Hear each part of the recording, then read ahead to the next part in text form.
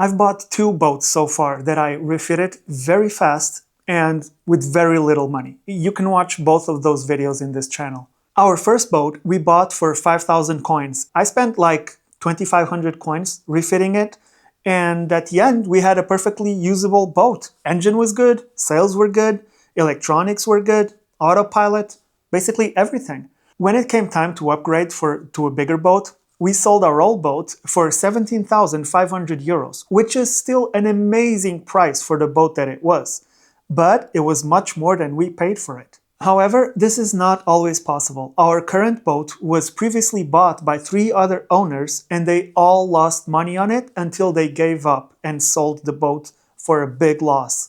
I get this question all the time. I know you did it twice. How can I buy a cheap boat and refit it just like you did? And my answer is always the same. It's not about the cheap boat. You can go down to your local yard right now and you will find a couple of boats that are really cheap or even free.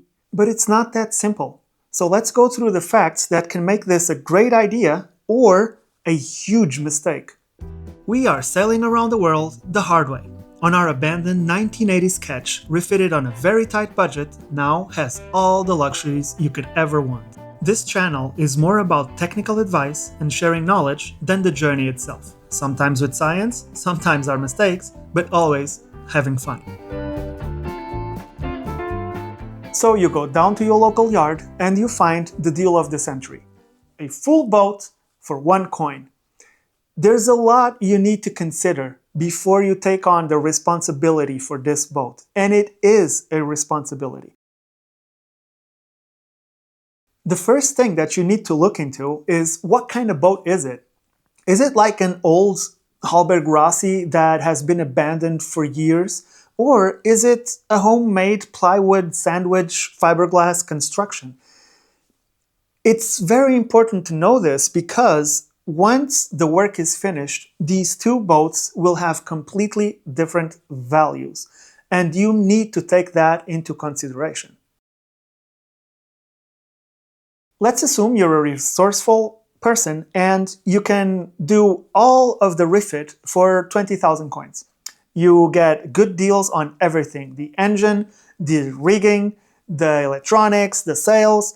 You bought a lot of the stuff used, so it's possible to do a not extremely expensive refit on these boats.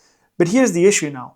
The Hallberg Rossi that you bought is now worth, I don't know, maybe 30,000 coins, while the homemade plywood sandwich construction is only worth 10, 15 maybe. So on the second boat, you have already lost a lot of money. So you need to consider, when the refit is done, how much will the boat be worth? And if the value is bigger than what it will cost you to do the refit, maybe you should consider either another boat, because you're gonna have to do the work anyway, so it might as well be on a boat that is going to, be valuable and a nice boat. It's also very important to understand that a boat on the yard pays to be on the yard. Unless you have a way to transport that boat into your property where you don't pay to store the boat, you will be paying for the time that the boat spends at the yard. Now, you need to calculate this because it can be a lot of money. If you have like a 5-year refit, paying 500 coins a month, that's a lot of money. You could have maybe with that money bought a boat that is ready to sail and not spend that money. There is, however, a very good reason to do it like this. Let's say your boat, the one that you are looking to buy, costs 20,000 coins, and you don't have 20,000 coins, but you do have time and you don't mind putting 1,000 coins per month into the refit of the boat. So after 20 months, you got a working boat. It's not so simple, but you get my point. It's like asking for a financing for a boat, but you do not have the responsibility of the finance itself, and you can take a long time fixing the boat, adding money as you go along. So it's not all that bad. Another huge consideration is your level of skill or skills that you have. That can make a boat that is not worth it for me be a great deal for you. An example would be, let's say that you know how to rebuild diesel engines. So all of a sudden, that boat that has a broken diesel engine is like a really good deal for you. It's not just the diesel engine. Let's say you're really good at working with wood. All of a sudden, that boat that has a lot of water damage, it's a really good deal for you. Or electronics. Now, that boat that has a really messed up electrical system and really outdated navigation systems might look like a very good deal to you. On our boat, we have two chart plotters, and they are both 12 inches, and they are from B&G, the Zeus 2 models. Now, these chart plotters, even used, they cost about 3,000 coins. I don't have 3,000 coins to give for a chart plotter. What I do have is a little bit of knowledge and a lot of time. So I bought two broken chart plotters, and I made a good one out of them, and I have spares.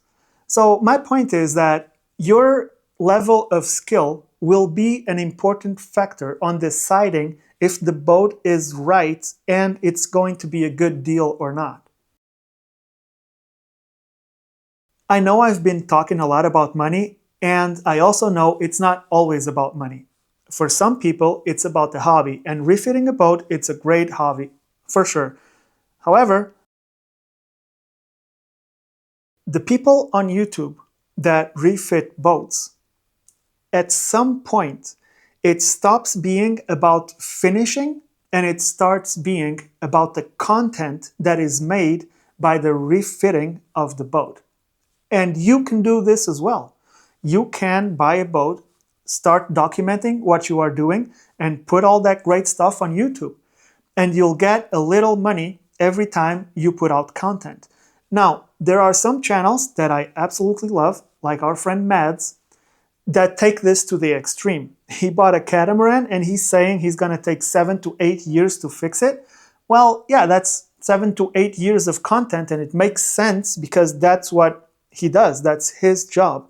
But if you're not making content, it would be much faster to fix the boat, and your priorities would be different. What I mean by this is that you can actually make some money from refitting a boat if, unlike me, you have the patience to film everything you're doing and then edit and then put it on YouTube, which I don't. I have 2 videos, one for each boat, and they are very short because when you're filming, you're not working. And I like to do, the objective is to go sailing for me. It's not about the refitting of the boat. So, can you do it? Can you buy a really, really cheap boat, refit it, and then go sail into the sunset? Yes, you definitely can. I've done it twice. You just need to take care that the model of boat that you are buying is going to be worth something when you are done refitting it. You should choose wisely the boat and see if the engine is working, if the sails are present and can be used, if the rigging is okay, how is the electronics, how are all of the navigation instruments. All of this will play a huge part in deciding if it's better to buy a cheap boat or buy a ready-to-go boat that might be cheaper than the cheap boat. The saying goes, there's nothing more expensive than a cheap boat. You need to be aware that even a free boat, once you get possession of the boat, usually it's not free anymore. You have to pay the docking fees or the place in the yard. And it's a monthly fee that now you are responsible for.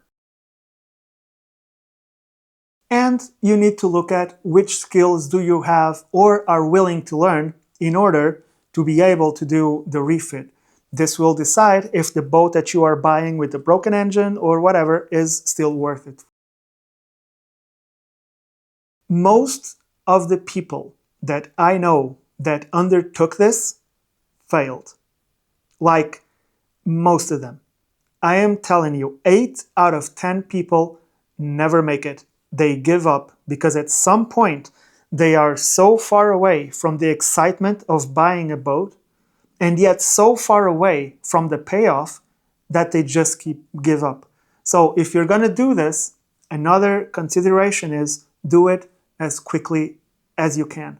Don't plan to spend 5 years on the hard, because after 2.5 years, you will be sick of it. Probably, maybe. You do you. Hey, listen, if you're still watching, you're a freaking hero. Thank you so much for watching, and I see you on the next one. Cheers, bye.